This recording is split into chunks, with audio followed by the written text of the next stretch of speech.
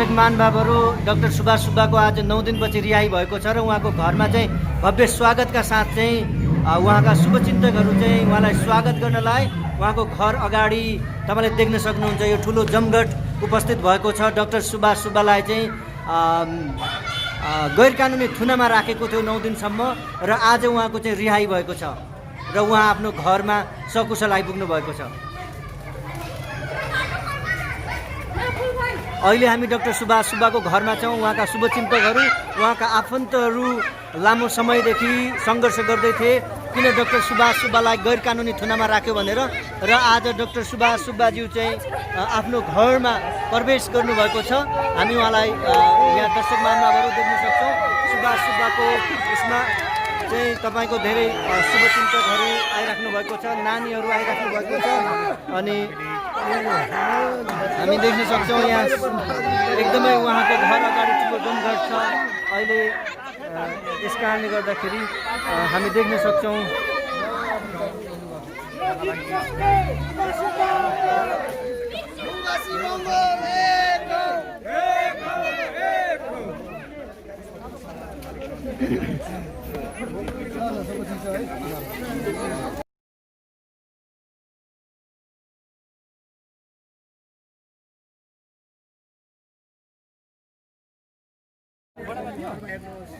हजुर हामीले यहाँ देख्न सक्छौँ डाक्टर सुभाष सुब्बाका शुभचिन्तकहरू उहाँका यहाँ नानीहरू आफन्तहरू अहिले सुभाष सुब्बाज्यूलाई चाहिँ स्वागत गरिराख्नु भएको छ।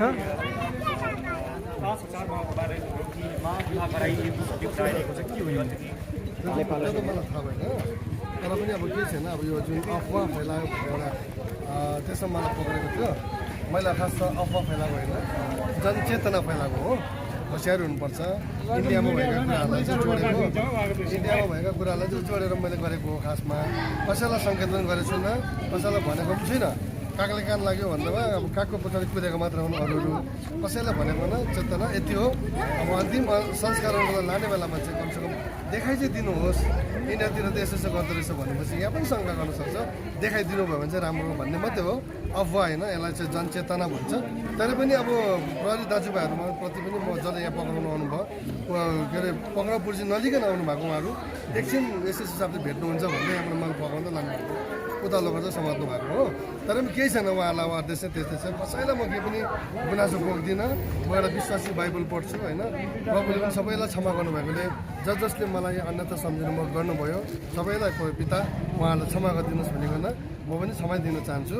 कसैसित मेरो दुश्मनी होइन, किनभने डाक्टर साहबहरू पनि अस्पतालका डाक्टर साहबहरू पनि मसित रिसाउनु पर्दैन। जब अन्तिम घडीमा डाक्टरबाट बिदा लिएका बिरामीलाई मात्रै मैले हेर्छु, गरिरहेको मान्छेलाई चाहिँ म फर्काइदिन्छु। कहाँ गर्नुहुन्छ उपचार भने चाहिँ फल्ना अस्पताल, तपाईँ त्यही गर्नुहोस् भने त्यही फर्काउँछु। तर अब डाक्टरले उहाँलाई हुँदैन, सरी हामी सक्दैनौँ भनेपछि चाहिँ त्यो बिरामी मात्रै मैले हेर्ने हो, सम्हाल्ने हो होइन। र अहिले धेरैजनालाई नि शुल्क गरिरहेको छु। तर म आज यत्रो जमात भएर तपाईँले मलाई सहायता गर्नुहुन्छ भन्ने चाहिँ मैले सम्झेको थिइनँ। तर आज संसारैभरिबाट तपाईँहरू मेरो पक्षमा बोलिदिनु भयो। म सबैजनालाई धन्यवाद दिन्छु। कतिको नाम जान्दिनँ, कति ठाउँ जान्दिनँ, तर मेरो पक्षमा बोलिदिनु भयो। धेरै धेरै धन्यवाद छ। यो मेरो लागि एउटा ठुलो अनुभव भयो क्या, अनुभव भयो। म बसेँ त्यहाँनिर, धेरै छिँदै। तपाईँलाई भ्याक्सिन कोरोनाको भ्याक्सिन बनाएर मैले चाहिँ यो भ्याक्सिन तयारी गरेँ भन्नेमा पनि त्यो पनि एउटा अफवाहको रूपमा भनिएको थियो। त्यो अफवाह होइन, खासमा यस्तो हुन्छ आफूले नसकेपछि अरूले गरेपछि चाहिँ अरूले त्यस्तै भन्ने नै रहेछ। अब यो त म त अहिले यहाँबाट बिल गेट्सलाई पो एउटा डाइरेक्ट चुनौती दिन चाहन्छु, किनभने मैले भ्याक्सिनलाई इन्भेन्सन गरेको छु। उनी बरु मसँग मिल्यो भने चाहिँ एउटा कुनै कोरोनाको लागि, यदि कोरोनालाई नै हामीले के अरे नियन्त्रणमा ल्याउने हो भने चाहिँ भ्याक्सिन पनि मैले बनाएको छु भनेको मात्रै हो। तर म आफ्नो लगातार सरासर काम गरिरहेको मान्छे हो। कसैसित म बिजाउँदिनँ, कसैलाई म के अरे अन्यथा पनि सम्झँदैन। तर पनि मैले एउटा जुन अनुभव गर्नु पाएँ त्यो अनुभवको लागि चाहिँ म धन्यवाद चढाउँछु है। तपाईँले दिएका अभिव्यक्तिहरू अन्य धेरै व्यक्तिहरूले दिइराखेका छन्। ती अभिव्यक्ति तपाईँले दिँदा तपाईँलाई चाहिँ समात्नुको पछाडिको कारण के रहेछ? यहाँ चाहिँ अलिकति यो अलि जातित्वहरू हो कि भन्ने खालको देखा पर्यो। त्यो चाहिँ अब त्यो नगरेको चाहिँ राम्रो। त्यसो भयो भने भोलि देशमा झगडा भयो भने नमजा हुन्छ होइन। र सबैलाई समान्तर दृष्टिकोणले चाहिँ न्याय गरेको चाहिँ राम्रो। तर पनि म कसैलाई हाम्रो प्रहरी दाजुभाइहरू झन् कसैलाई पनि म यो के अरे दोषारोपण गर्दिनँ। जुन ठाउँमा म बसेँ के अरे यो सानेपामा त्यहाँको त झन् एकदम साथीहरू जस्तो एकदम राम्रो व्यवहार गर्नुभयो उहाँले बसिन्जेलसम्म आफ्नै घर जस्तो राम्रो सत्कार गर्नुहुन्थ्यो व्यवहार गर्नुहुन्थ्यो म सबैलाई दिन्छु र विशेष एसएसजी सर टेक बहादुर राई उहाँलाई झन् म टेक प्रसाद राईलाई चाहिँ अझ धन्यवाद दिन्छु उहाँले पनि सहयोग गरिदिनु भयो मेरो लागि एउटा धेरै चुनौती कुरा भयो र अब चाहिँ म जति रफ्तारमा मैले काम गर्दै थिएँ त्योभन्दा अब स्पिड बढाएर अझै रफ्तारमा गर्छु र जतिजना डाक्टरबाट निराश हुनुभयो कहीँ उपचार लागेन उहाँहरूमध्ये चाहिँ यहाँ आइदिनुहोस् डाक्टरकोमा गरिरहेको मान्छेहरू चाहिँ कोही पनि आइदिनुहोस् त्यहाँ उपचार भइरहेकोहरू तर तपाईँको उपचारको केही छैन विकल्प भनेपछि चाहिँ मैले एउटा गर्ने हो मैले गर्ने मेरो विधि बेग्लै छ म हात हेरेर रोगहरू पत्ता लगाएर भनिहाल्छु त्यो पनि हो त्यसले गर्दाखेरि चाहिँ अब यो चाहिँ कसैसित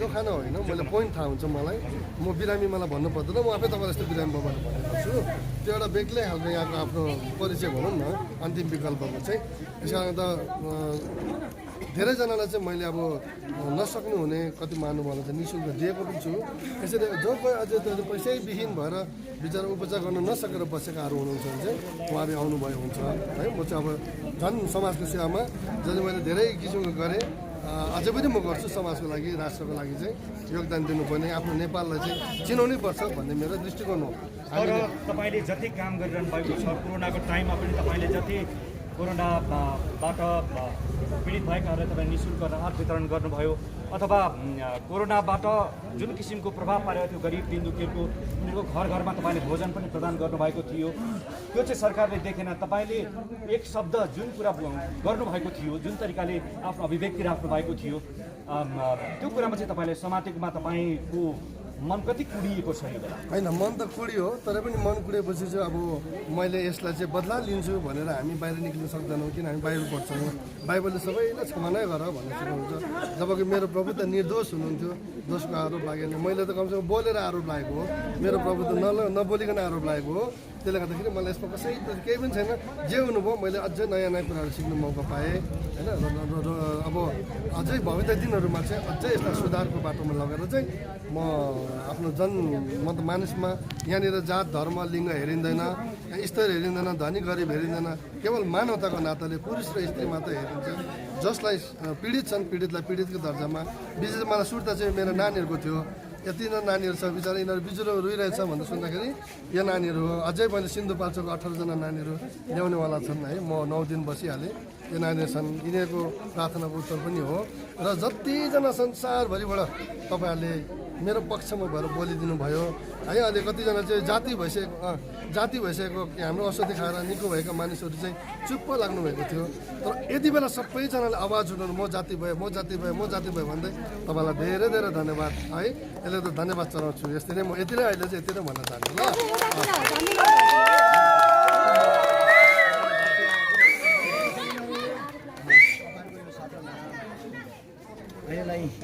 यतिमै इन गर्दै म पनि बिदा अन्तिम विकल्पको आँगनबाट सम्पूर्ण जो 8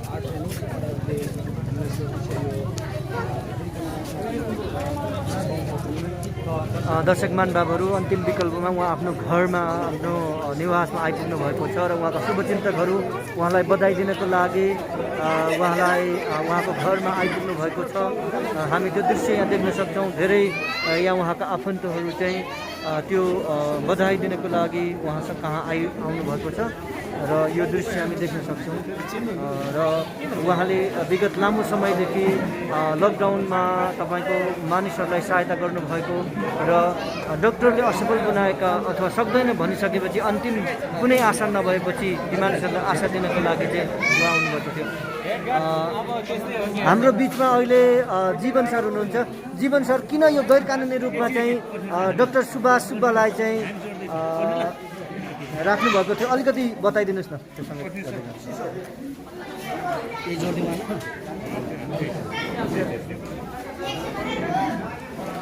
दर्शक महानुभावहरू हाम्रो बिचमा जीवन राईजी हुनुहुन्छ र उहाँसँग हामी केही यो बारेमा हामी भलाकुसारी गर्न गइराखेका छौँ हामी उहाँबाटै त्यो कुराहरू सुन्न गइराखेका छौँ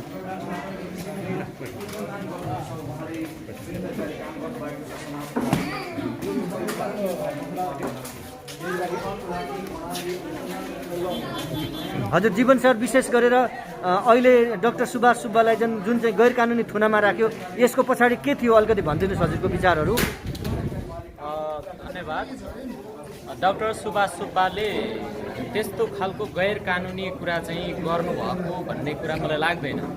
हजुर तर एउटा लिम्बूको छोरो भएको आधारमा, एउटा मङ्गोलको छोरा, एउटा मूलवासीको छोरो भएको आधारमा उहाँलाई चाहिँ केही राम्रो काम गर्दा गर्दै त्यो देख्न नसक्नेहरूले है उहाँको प्रगति भएको देख्न नचाहनेहरूले चाहिँ उहाँलाई फसाएको हो।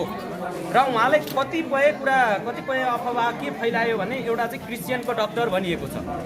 हामी क्रिस्चियनको डक्टर हो भनेर हामी आएको होइन, तर उहाँ एउटा मङ्गोलको छोरो हो भनेर हामी आएको। र क्रिस्चियनको डक्टर, हिन्दूको डक्टर, बुद्धिस्टको डक्टर हुँदैन हेर्नुहोस् होइन। त्यस कारणले गर्दाखेरि उहाँ भनेको एउटा यो भूमिको एउटा भूमिपुत्र हो, यो माटोको छोरा हो। त्यस कारणले गर्दाखेरि उहाँ जस्तो धेरै व्यक्तिहरूले त्यस्ता बोलिसकेका छन्, एउटा जनचेतना भनेर चाहिँ फैलाइरहेका छन्, जबकि यो कोरोना नै छैन भनेर जुन एउटा चाहिँ धेरै डाक्टर साहबहरूले बताइसकेका छन्। त्यसको तपाईँहरूले चाहिँ खोज्नु हो भने युट्युबभरि पाउँछ। तर उहाँले जुन कुरा चाहिँ बोल्नु भएको छ त्यो कुरालाई लिएर उहाँलाई मात्र समाउनु पर्ने कारण के छ त? अहिले चाहिँ धेरै मानिसहरूले यो कोरोना होइन होरोना भनिराख्नु भएको छ। र कति तपाईँको डाक्टर हरिहर वस्ती जुन चाहिँ फरेन्सिक डाक्टर पनि हुनुहुन्छ, अनि यो अन्तिम चाहिँ कोभिड-19 लागेर मृत्यु भएका डेथ बडीहरूलाई उनको परिवारमा नदिने, अनि केही चाहिँ थोरै मान्छे गएर त्यो लास गाड्ने अथवा जलाउने, कहाँ त्यसलाई गायब गर्यो भन्ने पनि त्यस्ता खालका शङ्का उपशङ्काहरू पनि आइरहेका छन्। यो विचारमा हजुरको के भनाइ छ? अब यो कुरामा चाहिँ मैले एउटा फेसबुकमा स्ट्याटस पनि लेखेको थिएँ। यदि त्यस्तो खालको एउटा चाहिँ जुन भइ पनि रहेको छ कि कोरोना लागेको बिरामी भन्ने, अनि त्यसपछि चाहिँ परिवारलाई चाहिँ मृत्यु भएको एउटा चाहिँ परिवारलाई चाहिँ भेट्न नदिने, अनि त्यसमा चाहिँ शङ्का नजन्मिएर के हुन्छ होइन। त्यस कारणले गर्दाखेरि जुन एउटा चाहिँ डाक्टरहरूले चाहिँ यो कुराको चाहिँ एउटा एक प्रकारले चाहिँ जनचेतना फैलाउनु भएको छ, त्यो कुरामा मेरो पनि समर्थन छ। किन भन्दाखेरि हामी यहाँ चाहिँ कोरोना भाइरस छ, यहाँ लकडाउन के अरे एक प्रकारको चाहिँ लकडाउन छ, मान्छेलाई भित्रै थुनेर राखेको छ। हामी त के भन्छौँ भने यहाँ यो जुन कोरोनाको लकडाउनको नाममा चाहिँ यो सरकारले यहाँका उत्पीडितहरूलाई चाहिँ पीडामा छटपटिरहेका मानिसहरूलाई, गरिबहरूलाई पीडा दिइरहेको छ। यो एउटा चाहिँ एकदमै के छ त भन्दाखेरि कुनै व्यवस्थापन पनि छैन। कुनै चाहिँ राज्यले चाहिँ एक प्रकारले चाहिँ यहाँका मूलवासीहरूलाई चाहिँ मास्ने नीति ल्याएको छ। किनभने यहाँ सबैभन्दा गरिब उत्पीडित वर्ग भनेको यहाँका मूलवासी, मङ्गोल, यहाँका दलित, यहाँका चाहिँ मुस्लिम, यहाँका क्रिस्चियन समुदाय जो जति छ, यहाँ त बुद्धिस्ट होइन, जति पनि धर्मावलम्बी छ, जति पनि ती समुदाय छन्, ती समुदायहरू चाहिँ उत्पीडनमा खिचिएर बसेका छन्। ती समुदायलाई नै यहाँ चाहिँ एक प्रकारले चाहिँ दमन शोषण गर्नकै निम्ति यो एउटा अखडा भइरहेको छ। त्यस कारणले गर्दाखेरि यो हामीले पनि यसलाई चाहिँ के भन्छौँ भन्दाखेरि जसरी डाक्टर सुभाष सुब्बाले एउटा जनचेतना फैलाउँदाखेरि उहाँलाई चाहिँ समाएर लग्यो। हामी नेपाल सरकारले के भन्न चाहन्छौँ भने डाक्टर सुभाष सुब्बाभन्दा अघि धेरै व्यक्तिहरूले चाहिँ बोलिसक्नु भएको छ, उहाँलाई पनि गिरफ्तार गर्नुपर्छ। किनभने सबैलाई कानुन लाग्नु पर्यो, सबैलाई चाहिँ अन्याय भएको छ भने त्यो न्याय दिलाउनु पर्छ। तर अन्याय कसैले चाहिँ जबरजस्ती अन्याय गर्न पाउँदैन। यदि राज्य सत्ताले पनि त्यस्तो खालको अन्याय अत्याचार गर्छ भने हामीलाई राज्यसँग चाहिँ के भरोसा गर्ने? हामी त यही भन्छौँ कि राज्यले हेर्ने दृष्टिकोण सबैलाई समान हुनुपर्छ भनेर हामीले अब वकालत गरिरहेको छ। अहिले विशेष गरेर चाहिँ कोरोनाको चाहिँ अफवाह फैलायो भनेर दुईजना मान्छेहरूलाई पनि मात्रै पक्रेको हामी देख्न सक्छौँ। तर धेरैले फेसबुकहरूमा तपाईँको धेरै सामाजिक सञ्जालहरूमा चाहिँ खुलेरै मास्क लगाउनु हुँदैन, सेनिटाइजर प्रयोग नगरे पनि हुन्छ, यो चाहिँ सरकारले चाहिँ जनताहरूलाई ठग्ने मात्रै बाहना छ त धेरैले भने। तर किन ती दुईजना व्यक्तिलाई मात्रै पक्रिनुको पछाडि के थियो जस्तो लाग्छ? हजुर एउटा युवा पनि हुनुहुन्छ होइन, किन यसरी चाहिँ सरकारले चाहिँ अल्पसङ्ख्यक समुदायलाई चाहिँ बारम्बार दुःख दिइराखेको छ? जस्तो कि अमेरिकामा डोनाल्ड ट्रम्पले मास्क बिना नै हिँडिरहेको छ अहिलेको सन्दर्भमा पनि, जहाँ कि धेरैभन्दा धेरै कोरोना प्रभावित भनेर देश भनेर चाहिँ चिनिन्छ। आज जापानमा लकडाउनै छैन, लकडाउनै घोषणा गरेन, कैयौँ मुलुकले लकडाउनको चाहिँ अवज्ञा गरेका छन्। यो कोरोना नै छैन भनिरहेको छन्। यो त के त भन्दाखेरि लाचार सरकार छ। यो जुन यो केपी ओली सरकार छ, यो केपी ओली सरकार भनेको चाहिँ एउटा लाचार हो। यो चाहिँ के भन्दा एक प्रकारको चाहिँ यो नपुसङ हो जसले चाहिँ केही पनि काम गर्न सक्दैन, जसले चाहिँ यहाँ मान्छेलाई चाहिँ पीडा दिन बाहेक केही पनि गर्न सकिया छैन। ठुल्ठुलो राष्ट्रवाद खोक्रो राष्ट्रवादको कुरा गर्ने तर यहाँका चाहिँ उत्पीडनमा पारिएकाहरूको कुनै दुःख वेदनालाई नबुझ्ने होइन। त्यस कारणले गर्दाखेरि यो एउटा चाहिँ यो कोरोनाको नाममा चाहिँ यहाँ ब्रह्मलुट भइरहेको छ। चाहिँ शक्ति भएकाहरू शक्तिको आडमा आफ्नो व्यवसाय चलाइरहेका छन्, गरिबहरू चाहिँ सत्तर छुनेर चाहिँ घरभित्र बसिरहेका छन्। त्यस कारणले गर्दाखेरि यो एउटा चाहिँ ठुलो धेरै त्यो राज्यको चाकरी गर्ने मान्छे र राज्य सत्ताको चाहिँ एउटा पहुँचमा भएका सत्ता र शक्तिको आडमा चाहिँ यहाँ ब्रह्मलुट भइरहेको कारणले गर्दाखेरि यो कोरोना केही पनि होइन। म त यो कोरोना चाहिँ के अरे यो कोरोनाले चाहिँ म दिनरात हिँडिरहेको छु। म मास्क पनि लाउँदिनँ खासमा भन्यो भने, तर धुलो छोप्नको लागि मात्र म मास्क लाग्छु। त्यस कारणले गर्दाखेरि यो कोरोना चाहिँ लकडाउन यो सबै के हो त भन्दाखेरि यहाँका उत्पीडितहरूलाई चाहिँ खसाउन, दमन गर्न, शोषण गर्न, अझै उत्पीडनमा पार्न। 6 महिनादेखि लकडाउन छ, 6 महिनादेखि चाहिँ मान्छेहरू चाहिँ उत्पीडनमा परेका छन्। गरी खाने वर्गहरू चाहिँ घरभित्र चाहिँ बसिरहेका छन्। यो सरकारले आजसम्म कुनै राहत त बाँड्यो, 80 लाखको राहत बाँड्यो भन्छ, तर यहाँ कुनै चाहिँ व्यवस्थापन त्यस्तो राहत पनि छैन, केही पनि छैन। त्यस कारणले गर्दाखेरि अब जनताहरू अब यसरी नै हो भने योभन्दा चाहिँ विस्फोट खतरनाक विस्फोट हुनसक्छ। यो यसको जिम्मेवार राज्य हुनुपर्छ भनेर चाहिँ म चाहिँ भन्न चाहन्छु, यहाँबाट चेतावनी दिन चाहन्छु। अहिले चाहिँ सरकारले अल्पसङ्ख्यक समुदाय कलाकारहरूलाई पक्रिने अब भनौँ आयुर्वेदिक चिकित्सकहरूलाई पक्रिने गरिराखेको छ र यहीसँग प्रसङ्ग जोडिहालौँ। हाम्रो कलाकार जुन चाहिँ ग्याल्जेन दोर्जे केही समय अगाडि पक्राउ परेको कुरा हामीले सुनेका थियौँ, उहाँको छुटकारा भयो कि भएन? आज सुभाष सुब्बालाई त रिहाई गर्यो, तर उहाँको रिहाई भयो कि भएन त्यो पनि जानकारी गराइदिनुहोस् न। जो आज सुभाष सुब्बा छुटे तापनि हाम्रो ग्याल्जेन दोर्जे भाइ उहाँ एउटा कलाकार, एउटा चाहिँ राष्ट्रको चाहिँ एउटा विद्रोही, उहाँ चाहिँ एउटा परिवर्तन चाहने व्यक्ति, तर आज एउटा म्युजिक भिडियोमा जलायो भनेर चाहिँ उहाँलाई जुन प्रकारको उहाँको टिमलाई जेलमा के अरे चाहिँ हिरासतमा लियो, कस्टडीमा लियो। 25 दिनको हाम्रो चाहिँ मेहनतले गर्दाखेरि के अरे उहाँको साथीहरू टिमभित्रको 9 जनालाई हामीले छुटाइसकेका छौँ। त्यसमा ग्याल्जेन दोर्जेलाई चाहिँ प्रोपेक्सको लागि चाहिँ तुलनामा राखेको छ र त्यसको लागि पनि हामी त्यसको न्यायको लागि पनि फेरि अर्को कदम हामीले चाहिँ चाल्ने भनेर चाहिँ घोषणा गरिसकेका छौँ। हिजै हामीले पत्रकार सम्मेलन पनि गरिसकेका छौँ। हजुर, अब यदि ग्याल्जेन दोर्जेलाई छोडेन भने हजुर अब सङ्घर्ष समितिको पनि व्यक्ति हुनुहुन्छ जहाँसम्म लाग्छ मलाई, होइन? के छ अब के नयाँ योजना बनाउनु भएको छ? यदि ग्याल्जेन दोर्जेलाई सरकारले रिहाई गरेन भने तपाईँहरूको नेक्स्ट कदम के हो भनिदिनुहोस् न। यदि ग्याल्जेन दोर्जेलाई रिहाई नगरेको खण्डमा यति बेला मधेसमा 2 नम्बर प्रदेशमा 1 नम्बर प्रदेशमा देशैभरि नै हामी झन्डा जलाउन अब निस्किन्छौँ भनेर के अरे धेरै हाम्रो चाहिँ समर्थक शुभचिन्तक अनि विभिन्न पार्टीहरूले चाहिँ प्रतिज्ञा गरिसक्नु भएको छ, एकबद्धता जनाइसक्नु भएको छ र हामीले यति मात्र भनिरहेको छौँ, पक्नुहोस्।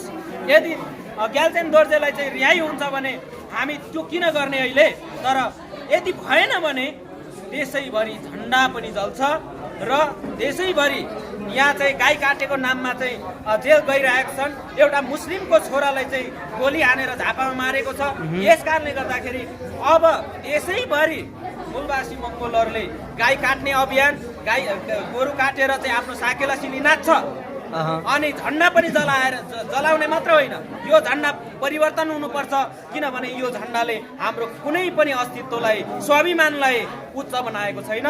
यो एकदमै चाहिँ के त एकल जाति, एकल धर्म, एकल भाषालाई मात्र प्रतिनिधित्व गरेको र एउटा चाहिँ ब्राह्मणवादी चिन्तन बोकेकाहरूको मात्र यो झन्डा भएको र यो चाहिँ आर्य सभ्यतालाई मात्र प्रतिनिधित्व गरेको, यहाँका मूलवासी मङ्गोल सभ्यतालाई प्रतिनिधित्व नगरेको कारणले गर्दाखेरि यो झन्डा ग्याल्जेन भाइले एउटा म्युजिक भिडियोमा छायाङ्कनमा जलाएको देखाएछ भने हजारौँ लाखौँ मूलवासी मङ्गोलहरूले त्यो झन्डा जलाउँछ।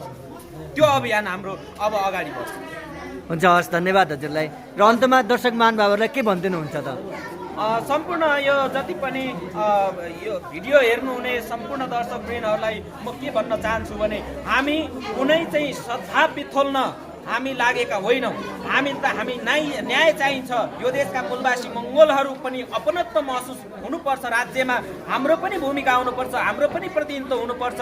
साँच्चीकै समावेशी राज्य बनाउनु छ भने सबैलाई समान तरिका चाहिँ न्याय दिनुपर्छ भनेर हामीले भनिरहेका छौँ। यति मात्र होइन, राज्यले चाहिँ सधैँभरि एउटै नस्लको मात्र मान्छेलाई चाहिँ प्रधानमन्त्री बनाउने, एउटै नस्लको मान्छेलाई मात्र चाहिँ के अरे राष्ट्रपति बनाउने नभएर समग्रमा यहाँका मूलवासी, किनभने यो देश भनेको मूलवासीहरूको हो, मङ्गोलहरूको देश कारणले मूलवासी मङ्गोलहरू अबको नेतृत्व सम्हाल्नुपर्छ भनेर चाहिँ हामी आह्वान गर्न चाहन्छौँ। र त्यसमा सम्पूर्ण जति पनि पार्टी पङ्क्तिमा रहेर चाहिँ मूलवासी मङ्गोलको अनि आदिवासी जनजाति भनेर अनि चाहिँ मधेस बनेर चाहिँ लडिराख्नुभएका सम्पूर्ण चाहिँ न्यायप्रेमी सम्पूर्ण दाजुभाइ दिदीबहिनीहरूलाई एकबद्ध भएर बोलबद्ध भएर चाहिँ अब लड्नुपर्छ राज्य सत्ताको विरुद्ध भनेर चाहिँ म आह्वान गर्न चाहन्छु। हस्, धन्यवाद। धन्यवाद तपाईँ सम्पूर्णलाई।